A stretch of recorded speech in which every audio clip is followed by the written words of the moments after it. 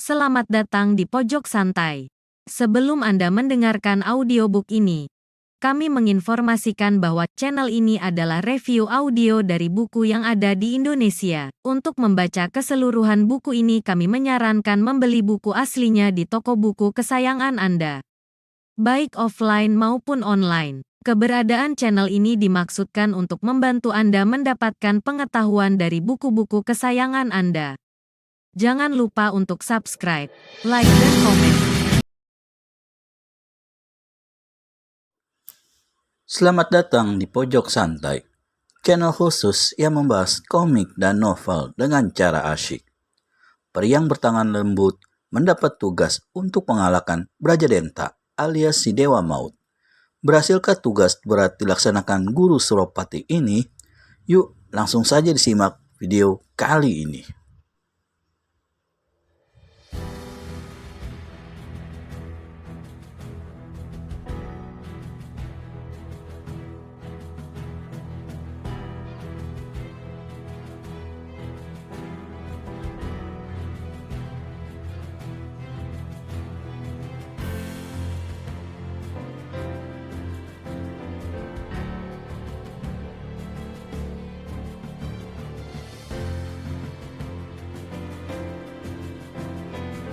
Kalau terjadi apa-apa pada diriku, kau pelajari sendiri ilmu totokan itu, Suro.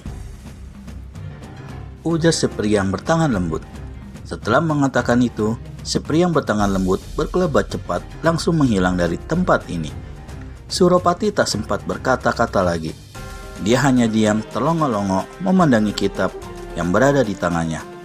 Berhari-hari, Suropati tak bosan-bosannya membuka lembar demi lembar halaman kitab 18 Tapak Dewa. Ketika remaja konyol ini menutup kitab pemberian gurunya, matanya memancarkan sinar aneh. Pada kulit belakang kitab terpampang huruf besar-besar yang bertuliskan, "Kekuatan sakti yang maha sakti hanya sanggup menguasai ilmu totokan 18 Tapak Dewa sampai tingkat 17. Satu tingkat lagi, kesempurnaan akan didapat.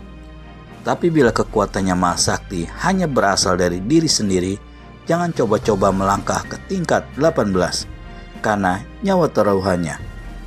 Kening Suropati berkerut ketika membaca tulisan itu, tapi dia tak mau membuang-buang waktu untuk berpikir. Segera kakinya melangkah menuju halaman belakang kuil bobrok bernama Saloka yang menjadi tempat tinggalnya. Di pagi yang cerah ini, Suropati berlatih ilmu totokan 18 Tapak Dewa yang maha sakti itu.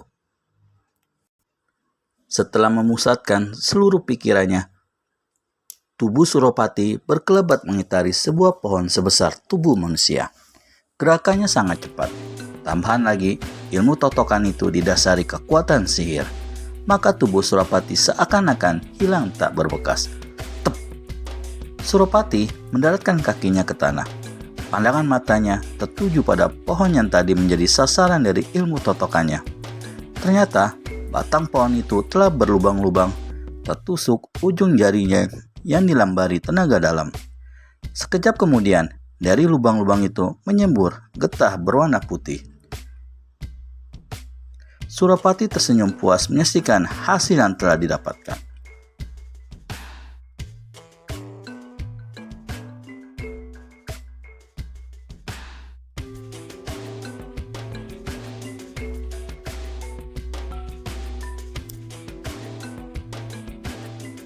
Segera didekatinya pohon yang telah menjadi sasaran dari ilmu totokannya.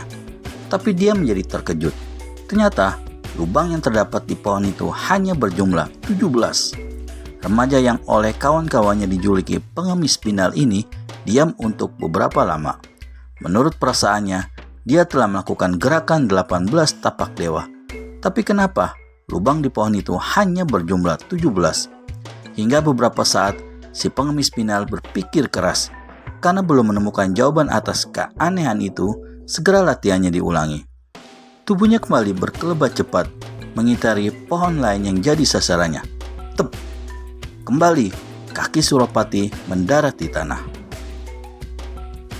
Seperti yang pertama, Pohon kedua yang menjadi sasaran dari ilmu totokan, 18 tapak dewa, juga berlubang-lubang menyemburkan getah berwarna putih.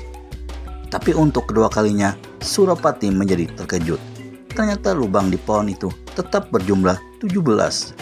Surapati segera menyadari keanehan ini.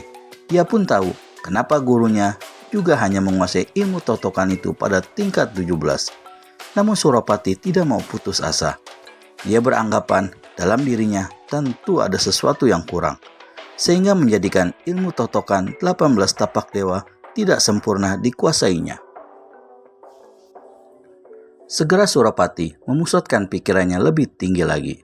Seluruh hawa murninya dikumpulkan dan segenap kekuatannya disatukan untuk mengawali latihannya kembali. Perlahan-lahan dari kepalanya menyembul asap tipis. Tubuhnya bergetar, semakin lama semakin keras.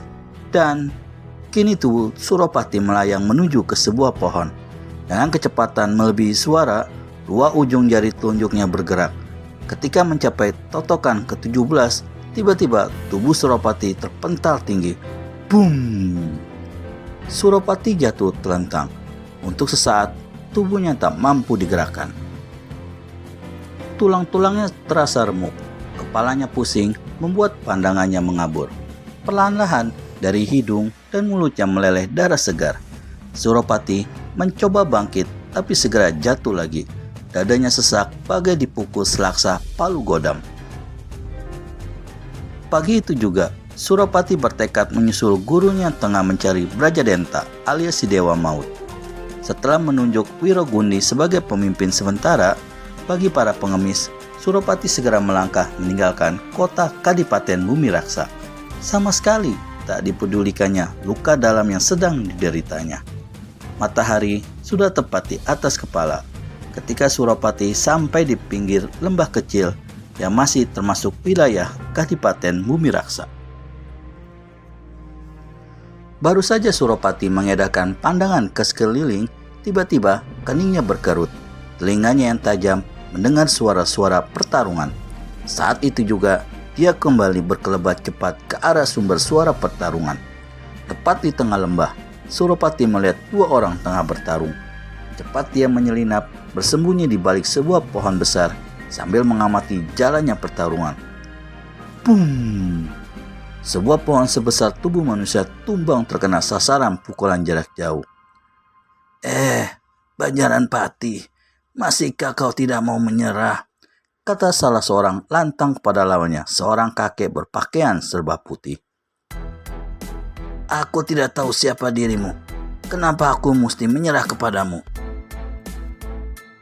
Kata kakek berpakaian serba putih yang tak lain, Banjaranpati alias bayangan putih dari selatan. Sudah kukatakan, aku Pramubagas, utusan kerajaan. Aku memegang kuasa Banggida Prabu untuk menangkapmu. Tugas lelaki tua yang mengaku sebagai utusan kerajaan dan bernama Pramubagas. Menangkapku? Apa salahku? Dan kenapa aku harus ditangkap? Tukas Banjaranpati. Jangan belagak bodoh Banjaranpati. Kau telah bersekongkol dengan Brajadenta untuk mencuri kitab batu kumala hitam. Sentak utusan kerajaan itu. Bayangan putih dari selatan mendengus. Itu fitnah saudara. Walaupun Brajadenta adalah keponakan muridku, tapi aku sama sekali tak tahu menahu atas perbuatannya yang telah berani mencuri kitab batu kumala hitam. Pramubagas menggelengkan kepala, tak mempercayai ucapan bayangan putih dari selatan. Kau jangan banyak bacot, Banjaranpati. Aku sama sekali tak mempercayai ucapanmu. Usai mengucapkan kalimatnya, utusan kerajaan itu segera melancarkan serangannya kembali. Hei, kau termakan fitnah saudara, kata bayangan putih dari selatan sambil melompat ke kiri mengelak dari pukulan Pramubagas. Utusan kerajaan itu sama sekali tak mempedulikan ucapan Banjaranpati. Apa sebenarnya yang terjadi di antara mereka? Segera temukan jawabannya di video selanjutnya hanya di channel Pojok Santai. Segera subscribe dan tekan tombol lonceng untuk mendapat notifikasi video terbaru dari kami. Terima kasih dan sampai bertemu kembali.